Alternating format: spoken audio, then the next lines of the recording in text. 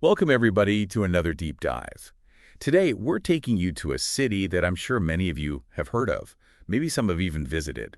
We're going to Berlin. Ah, Berlin. Yeah, one of those cities you could talk about for days and still only scratch the surface. Absolutely. A city brimming with history, culture, and a certain energy, that's hard to describe. You really have to experience it for yourself. Right. So much to unpack. Maybe we should start with the basics. I mean, we think of Berlin as this sprawling metropolis, but it wasn't always that way, was it? No, not at all. You got to go back, way back. You'll find that Berlin actually started as two small towns. Two towns, huh? Yeah. And they were situated on the Spree River. And even today, that river, the Spree, it's kind of woven into the fabric of Berlin life. Okay. I'm intrigued. What's so special about the Spree River? Well, it's not just any river, you see. It has this unique course, flows through a chain of lakes. In the city. Right in the heart of it. These lakes, they've shaped not just the physical layout, but the way people experience Berlin, especially recreation.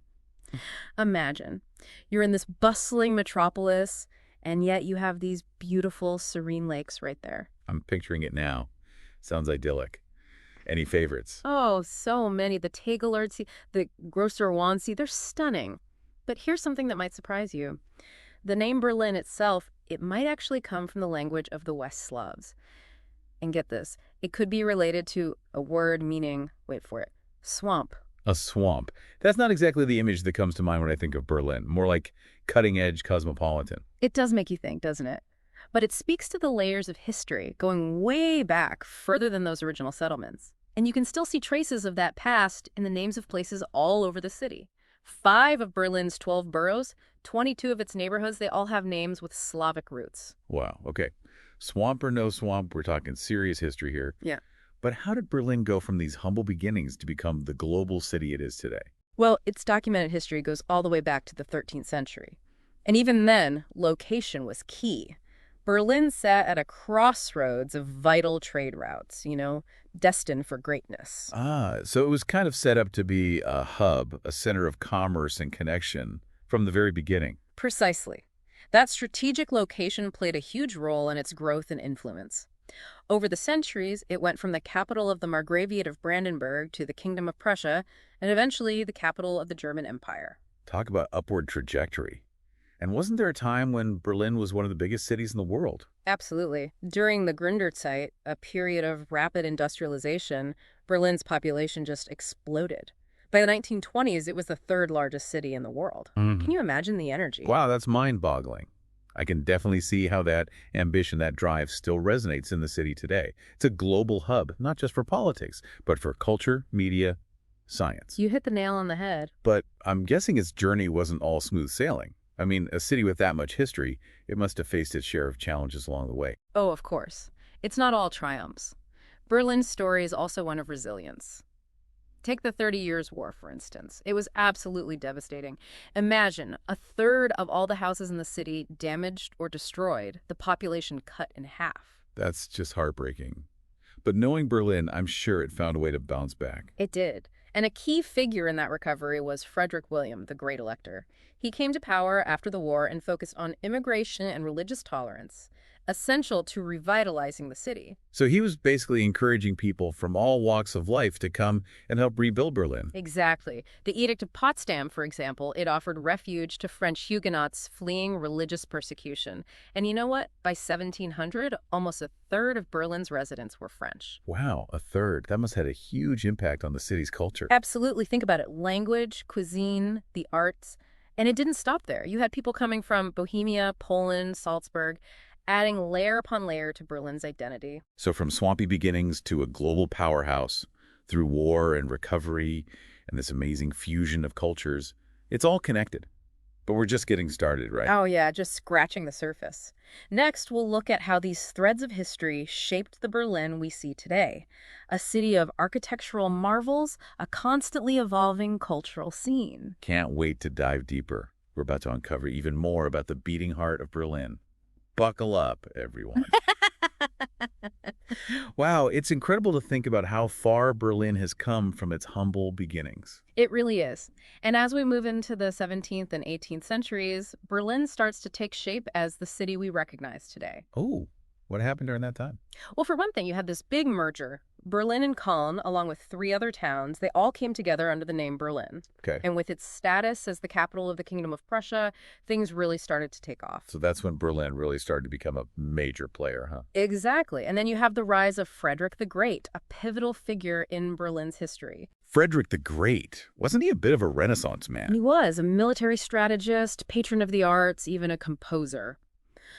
Under his reign, Berlin became this center of the Enlightenment, attracting some of the brightest minds from all over Europe. But even during this golden age, I imagine Berlin still faced its share of challenges. Of course, Berlin was occupied during the 7 Years' War, and later Napoleon's troops marched right through the city. It's amazing how Berlin seems to bounce back from adversity time and time again. That's Berlin for you. Resilient. Then, as we move into the 19th century, Berlin embraces the Industrial Revolution. The economy booms, population explodes, it becomes a major railway hub connecting it to the rest of Germany and beyond. So it went from a small city to a major industrial powerhouse. And with all that growth, you see surrounding suburbs incorporated, creating the greater Berlin that we know today. It's amazing to think about how all these different layers of history are reflected in the city's layout. Absolutely. Each era left its mark architecturally. But then, of course, the 20th century arrives. Ah, yes. A period of such incredible change and upheaval globally. A turning point in history. Berlin becomes the capital of the German Empire in 1871, but then World War I, followed by all the political and economic turmoil. A tumultuous period. Must have been such a time of uncertainty. And yet, amidst all that, Berlin experienced this incredible artistic flowering. The Weimar era, it was a challenging time, but it was also a breeding ground for the German Expressionist movement. So even amidst all the chaos, art was flourishing. Absolutely. Art, architecture, cinema, it was a time of immense creativity. We can't talk about the 20th century without talking about the rise of Nazi Germany. A dark chapter in Berlin's history and the world's. The persecution of Jewish citizens, the destruction of World War II, the division of the city with the Berlin Wall. It left deep scars, both physical and emotional. It's a lot to process. All that happened in just a few decades. But even amidst all that darkness, there were glimmers of hope, weren't there? Of course. The Berlin Airlift, for example. It was a demonstration of international cooperation, a commitment to helping those trapped behind the Iron Curtain. And then, of course, the fall of the Berlin Wall in 1989. Such a powerful moment. The world watched as this symbol of division crumbled, paving the way for reunification. The end of a divided city, a divided country, a divided Europe. I can't imagine what it must have been like to witness that firsthand. To see the wall come down, to feel that sense of hope and possibility. Like a collective weight lifted. And even though the scars of division are still visible in some places, that spirit of unity, it continues to inspire people around the world. And it reminds us that even the seemingly impossible can become reality. Exactly. And so we come to present-day Berlin, shaped by centuries of history, triumphs, and tragedies, but always evolving, reinventing itself. And speaking of reinvention, I'm really curious to learn more about Berlin's cultural scene today. It seems like there's just so much to explore. It is. It's a lot to take in. Where do you even begin with Berlin's culture? Well, I think you have to start with its reputation for creativity. Berlin is renowned for its creative industries. UNESCO even designated it as a city of design. A city of design, huh? I can see that. So what kind of creative energy are we talking about here? Oh, it's everywhere. Fashion, design, music, film, you name it. Berlin seems to attract artists, innovators, entrepreneurs, the whole lot. You can really feel that energy in the air. It's like the city itself is one big canvas. And speaking of art, we can't forget about all the iconic cultural landmarks that draw people from around the world. Absolutely. For classical music lovers, there's the world-famous Berlin Philharmonic Orchestra, and of course, Museum Island, a UNESCO World Heritage Site home to 5 incredible museums. I've heard so much about Museum Island. It's amazing to think about all those priceless artifacts, masterpieces, all in one place. And of course, no trip to Berlin is complete without a visit to the Brandenburg Gate. A true icon, a symbol of unity and peace. But there's so much more to Berlin than just the famous landmarks, right? No, absolutely. For example, have you ever heard of the East Side Gallery? The East Side Gallery. Tell me more. Well, imagine the longest remaining section of the Berlin Wall, but instead of a barrier, it's an open-air art exhibition. Wow. Artists from all over the world came together. They painted murals on the wall, expressing their hopes for freedom, for unity. It's a vibrant reminder of the city's past and a testament to the power of art to break down barriers. That's really powerful. And what about the Jewish Museum? I've heard that's a must-see as well. It is a stunning building, architecturally, but also so much more. It chronicles 2,000 years of German Jewish history, a poignant reminder of the Jewish community's contributions to German culture, and a place for reflection on the Holocaust. It's an experience that stays with you. It sounds like Berlin truly is a cultural feast for anyone who loves art and history. Mm. But there's got to be more to it than just museums and concert halls, right? Oh, of course. Berlin's culture goes way beyond the traditional attractions. Take its nightlife, for instance. It's legendary. The energy, the diversity, it's hard to find anywhere else. I've heard stories about Berlin nightlife. What's it like? Let's just say Berlin knows how to party. It's famous for its electronic music scene, clubs like Berghain drawing crowds from all corners of the globe. But it's not all techno. There are countless bars, pubs, live music venues, something for every taste. So whether you're into intense techno beats or something a little more low-key, Berlin's got it all. Exactly.